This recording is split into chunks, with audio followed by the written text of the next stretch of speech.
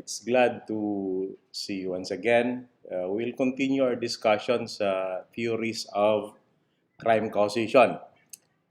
It's good nga nahuman na ta sa mga preliminaries. No? We have discussed the basic nga mga points nga dapat nato i-tackle sa atong subject, as well as we have already discussed the what are the last topics? The three broad models of criminal behavior, di ba? The psychological, the sociological, and the biological, and that was already part of our preliminary examinations. No? Now, for today, we'll be discussing the early general theories of crime causation. Mga karaan, mga pinakakaraan ng mga theories about crime causation.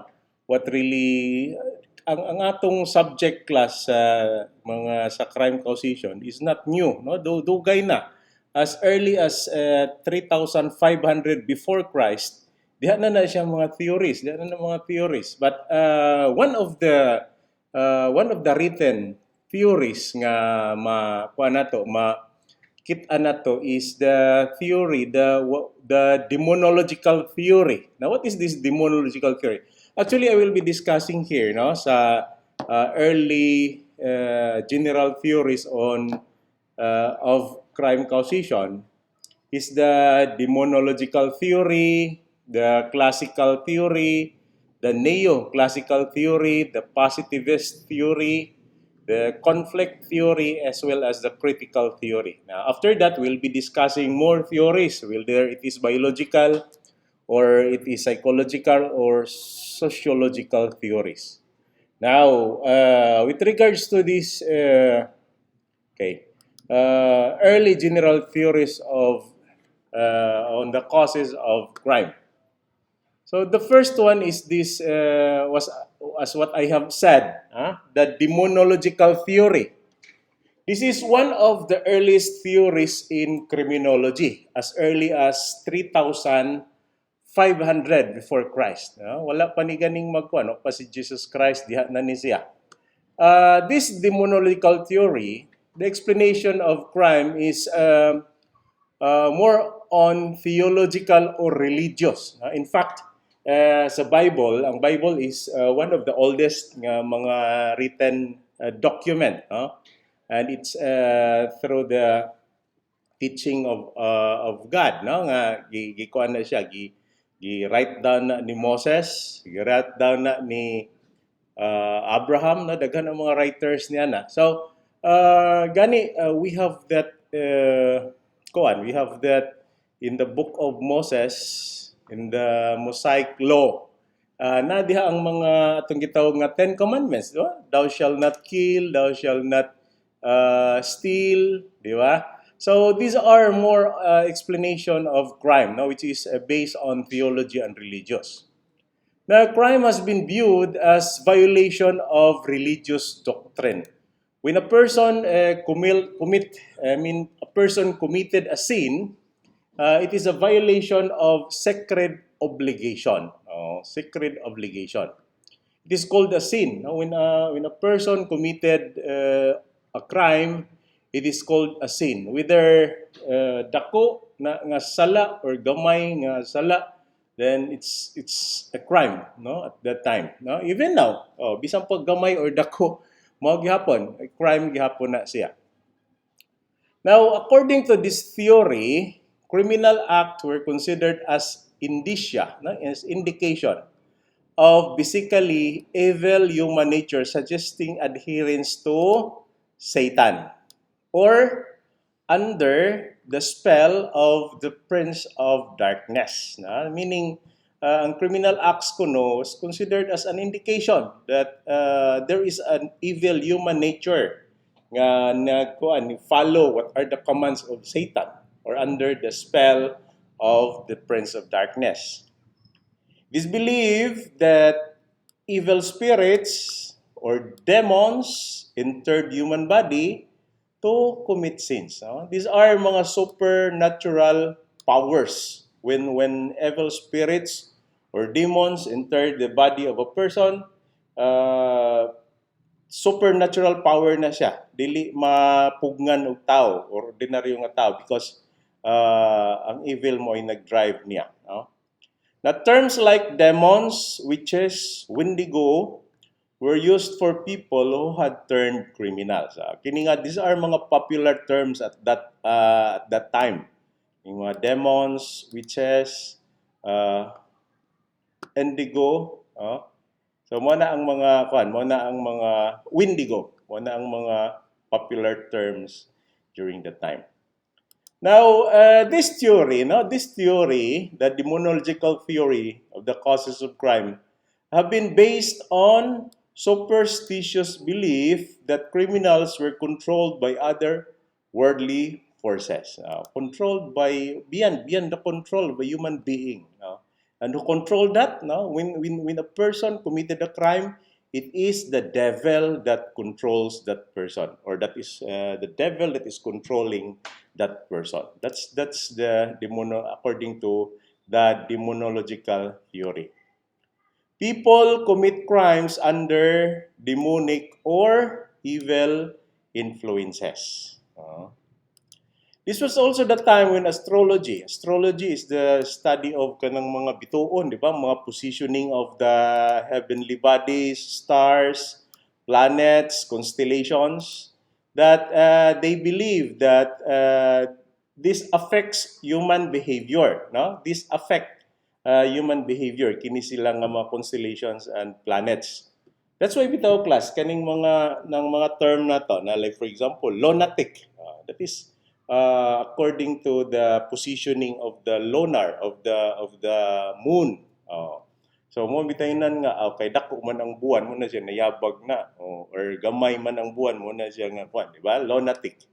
Mo na nga these are the terms derived during this time kining sa kaning kuan pa kayang astrology. Even karon na maghapon ng astrology, no, pero di lang kaya na siya katuhuan because science is gaining more popularity than this kind of studies. Criminology as a science look out on these matters from a cultural and legal perspective. Ang criminology wala lang magtan-aw ani nga bias ang criminology, dili ina na ang criminology. It viewed these matters from a cultural and legal perspective.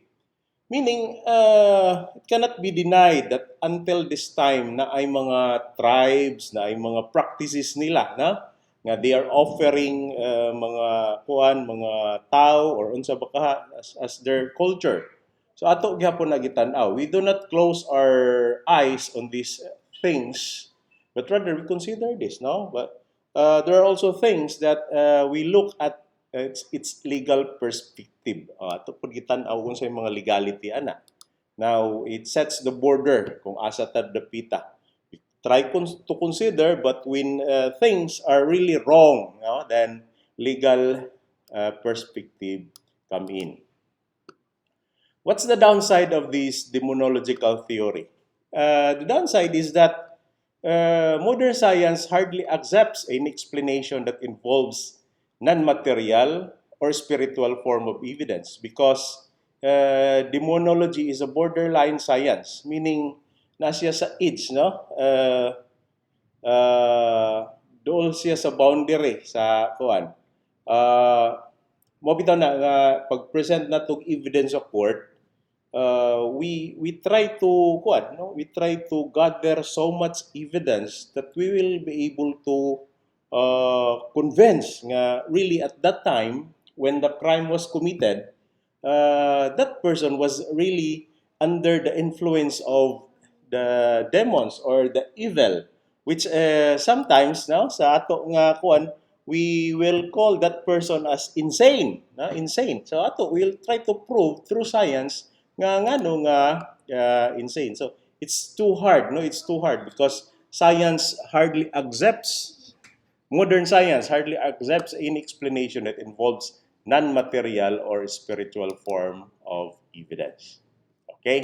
So that's demonological theory. The next theory is the classical theory. Uh, Demonological, then we have the classical, old, no, old theory. Classical theory in criminology has its roots in the theories of the 18th century. When we say 18th century, it's in the 17, ano man sir, nga 17 man. Because from 1 to 10, from 1 to 100 years, that's the first century. From 100 to 200, 101 to 200, that's the second century, di ba? So, murag nakuha na siya. Yung nga 18th century, as a 1700 pa din na siya, di ba? So, at that time, it was pioneered by this Italian nobleman and economist. He's known as Cesar Beccaria. When we say nobleman, na siya, nakalinya siya sa kanang mga mga kaning kuan ganing royal blood, di ba? Royal blood. And he was also an economist. He existed 1738 to 1794. And as well as the English philosopher Jeremy Bentham, 1748 to 1832. Now they have great contributions to this criminology, to the study of criminology, because they prefer the theory of utilitarianism. So satisfaction level element of the society. When you say preferred, they accept, no, the acceptance. They push and they promoted this theory of utilitarianism, meaning it depends, no. In that theory, we will come across that in our discussions, in the coming discussions, siguro sa reporting nato. So it talks about the satisfaction level of element of the society. Depende kuno sa panginahanglan sa tao. Muna siya ang ilagid gikuan. People committed sin, people committed crime because adunay panginahanglan. That's the point of the utilitarianism. It adopted the view that humans sought to gain pleasure, no? Sought to gain pleasure. That's the point kuno, ang tao gusto gyud na siya nga pleasure ang iya, no? Ang hayahay iya, and he wanted to avoid pain. Dili siya ganahan nga kanang masakitan siya. Ang iyang kan is he wanted to gain pleasure. Now, it is believed that people acted on the principle of free will. Ang tao adunay iyang kagalingon nga hukom, iyang desisyon, iyang ganahan, iyang gusto. And they made a choice of what behaviors to indulge in, and therefore should suffer the consequence if caught in criminal acts. So murag more more liberal na ang classical, di ba? Nga ang tao kuno, it is really the people, no? It's really the human who decided kung unsa ang iyang behavior, unsa iya pilion nga kon, magminal dito ba siya o magbinutan ba siya. Kaya kung magbinal dito siya, he should suffer the consequence if caught in criminal acts. So this classical theory postulates the two scenario theory. One is that crime is not profitable because you will get caught. And second is that you should be never caught. No? Ayaw gid pagpadakop. That's the two scenario theory. One is crime is not profitable kuno because you will get caught. Kung madakpan ka, ikaw ragi alaot. The second theory, the second scenario is that you should never be caught. You will never be caught. Ayaw pagpadakop. Either madakpan ka or dili. So that's the postulates of this theory, no, classical, nga mopili ang tao whether madakpan siya or dili. Yung siya nga kung maghimo kog daotan, posible nga madakpan ko, no, I will be get caught. If I do this, no, I should never be caught. Mo na iyang ko, di ko dapat madakpan. Now, in this classical theory, Cesar Beccaria sought a way to make the punishment for committing a crime more rational. Dapat ko no rational. Kung sa basis, kung dako ang iyang kuan, dako ang iyang sala, then dako pud ang penalty niya. He believed that there should be a hierarchy of punishment. Kung kapatay siya din dako ang iyang kuan, dako ang iyang multa, iyang penalty. Kung gamay lang po ay pud patayon, di ba? This is the theory of proportionality or the principle of proportionality. That kung unsa lang kadako ang krimen niya, mora pod ang punishment nga ma-receive niya, no? That punishment must fit a crime. And that's the proportionality principle in criminology. The first model of proportionality in applying punishments was lex talionis. No, lex talionis. It's the law of retaliation. It is the principle or law of retaliation that punishment inflicted should correspond to the degree and and kind to the offense of the wrongdoer. For example, this one, no? An eye for an eye. Kung nakakuha kag eyes, then ikaw po kuhaan po kag mata, di ba? That's what we call as oculo for pro oculo. Tooth for a tooth. Dente pro dente. That's what we call as retributive justice. Kung sa imong sa po na i-apply sa imo. Kung nakasumbag ka, sumbagon po ka, di ba?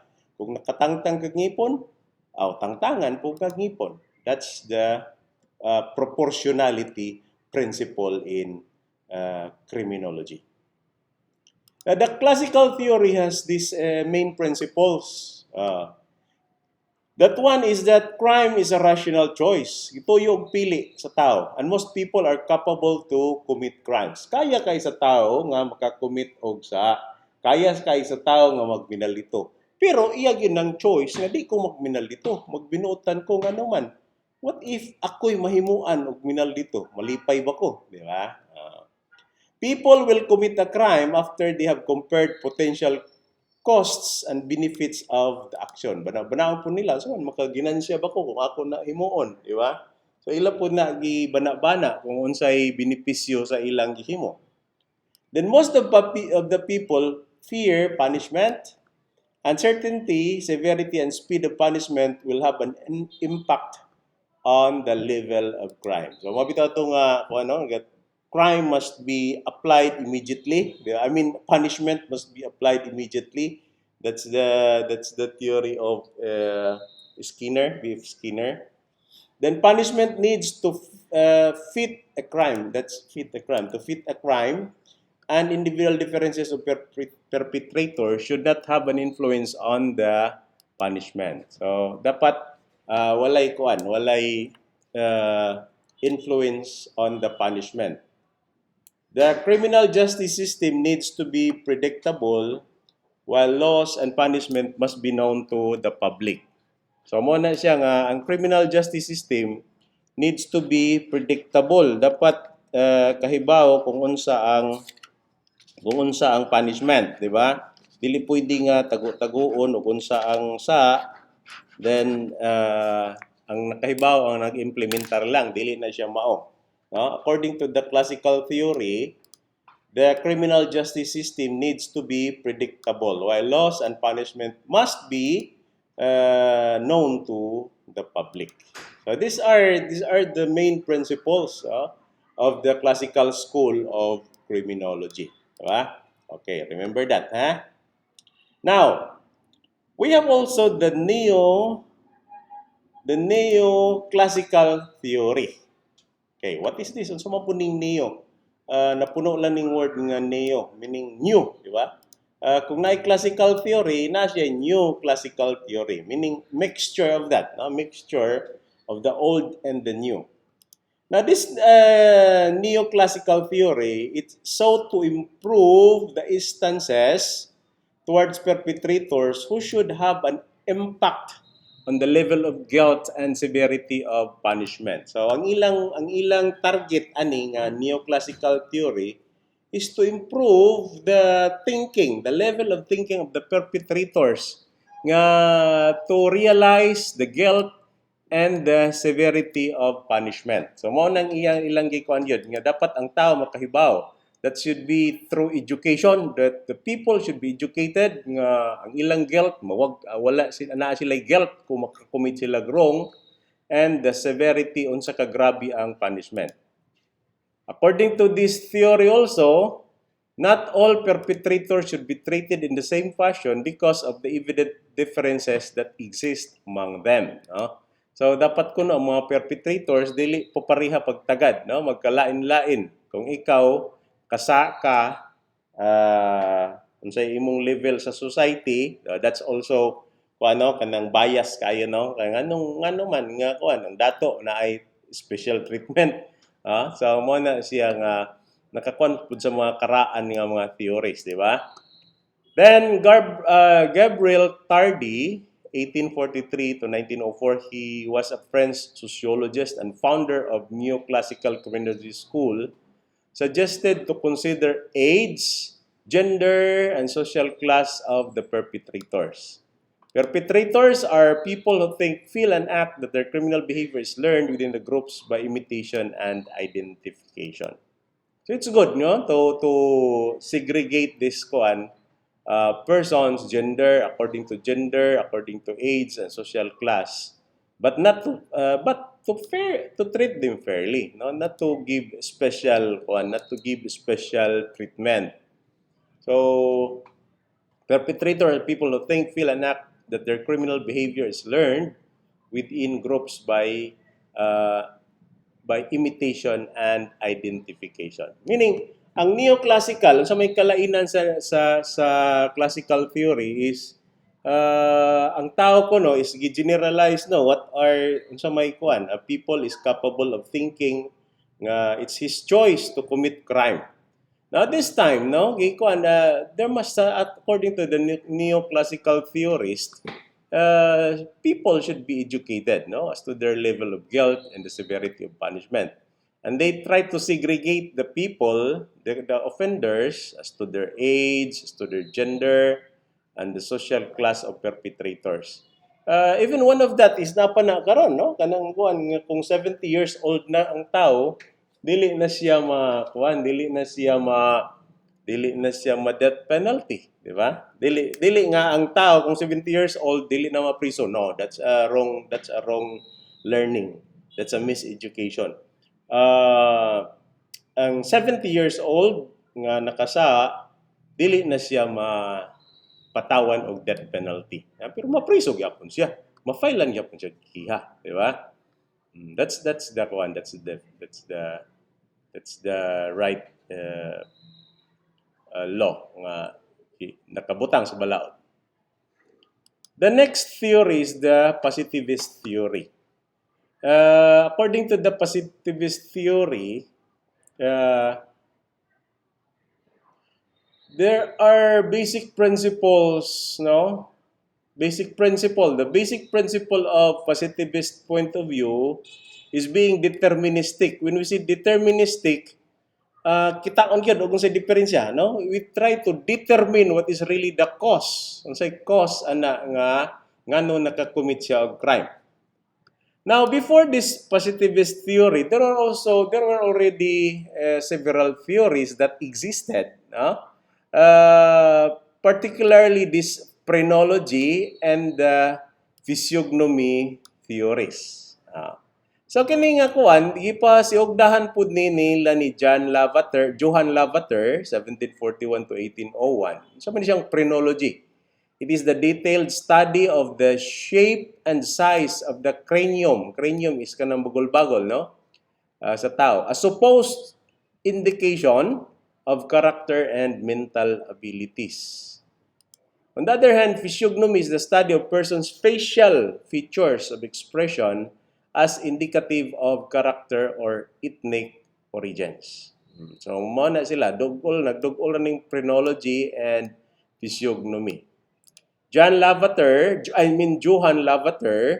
he was a Swiss philosopher and physiognomist, was the first one who theorized that the shape and skull and some facial features had an impact on human behavior and actions. Siya yung nagpasiugdaan ni.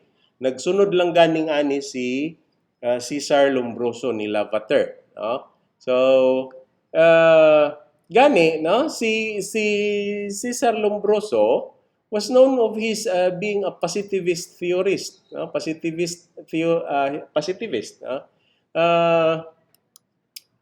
Positivist theorists believe that human behavior is predisposed, meaning na ma-determine na siya tungod sa iyang, fully determined by individual differences and biological traits. Cesar this includes the theory of Cesar Lombroso, 1835 to 1909, that criminal offenders were physically different from non-offenders. Okay, studyuhan po ni Cesar Lombroso nga magkalain jud kuno ang mga physical build-up of these persons, especially their faces, no? Their ilang skull, ilang donggan, ilang mata, ilang eyebrows, no? From non-offenders. Physical and psychological attributes allows individuals to function more efficiently in social and natural environment. Limited on external appearance or phenotype properties as the way to identify the physical characteristics. One who commits crime cannot morally, according to this positivist theory, one who commits crime cannot morally comprehend the wrongfulness of his action. That's one of their basic principle that they hold on to. No? Ang nakamit ko ng crime, they cannot comprehend the wrongfulness. Di sila kahibaw nga sayop yun ilang gibuhat. Why? Because they are being override by their appearance and their phenotype properties. Now, for the conflict, the conflict theory, according to this theorist, crime results from the conflicts in society among the different social classes. Mo na ay katong bourgeois, na ay proletariat. So, that's according to Karl Marx, 1818 to 1883. He was a German philosopher, economist, historian, sociologist, journalist, so daghang kay ni siyang posisyon, socialist, revolutionary. Even Karl Marx is the diha nagikan ng kaning mga kuan, di ba? Communism. Diha nagkuan na, nagsugod na diha sa iyang mga ideas ni Karl Marx.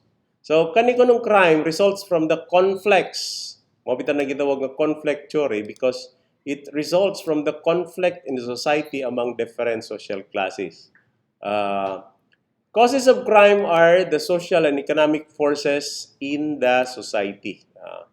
Ang causes of crime kuno are social and economic forces in the society. Thought that criminal law are operating on behalf of the rich and powerful social elites. Ang kana kunong mga dato, mao kuno'y naghimo ng balaod so that they can have control over these mga poor, kanang mga workers. No?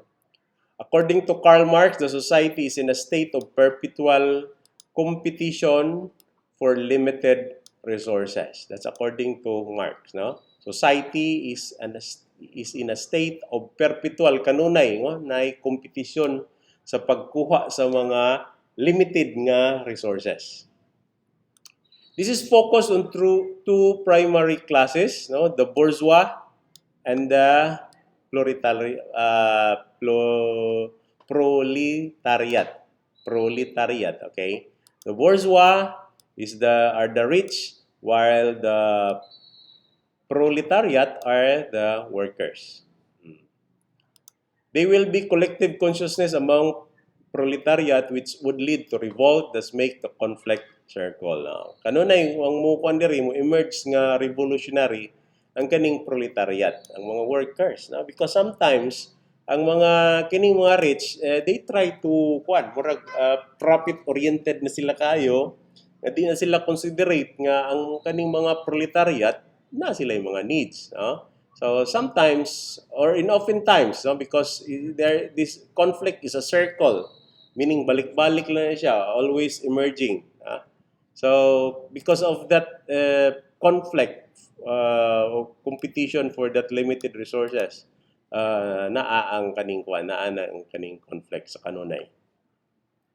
And lastly, we have this critical theory. This upholds the belief that small few or elite of the society decide laws and the definition of crime. Paparehara siya sa conflict gihapon nga ang Ang mga naghimo kuno sa mga balaod, ang mga elite of the society who decide laws and definition of crime. Those who commit crimes disagree with laws that were created to keep control of them. Then they sees crime as a product of oppression. Ang crime kun is a product of oppression of workers and marginal groups, oppressive social relations based on class division, sexism, and racism.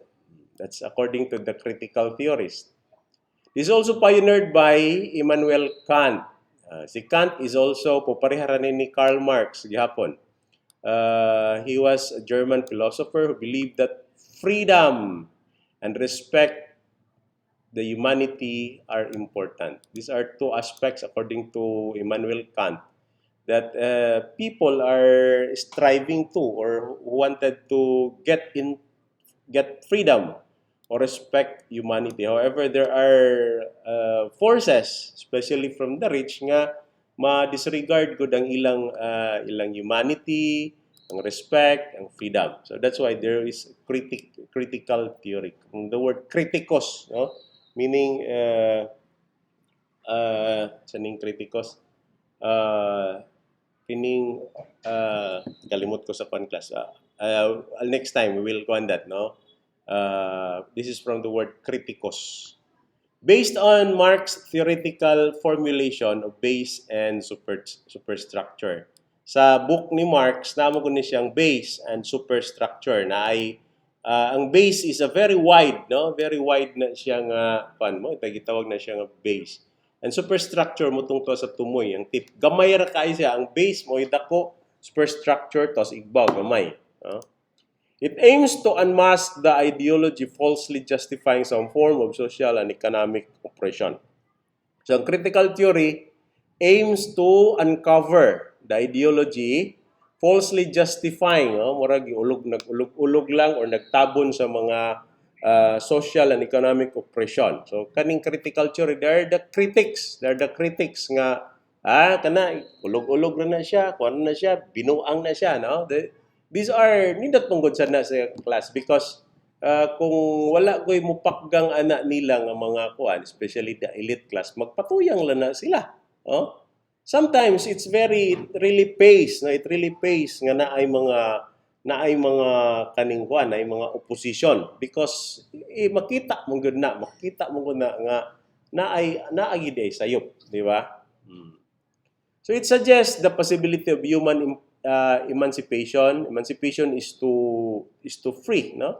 Emancipation and freedom. Ang critical theory is always proposing that dapat ang tao should be emancipated and should be given freedom. Di kay kanunay ulipon lang, band-aids of work, band-aids of kining mga commands from their boss, band-aids from the utang, band-aids from whatever nga nakahigot nila, no?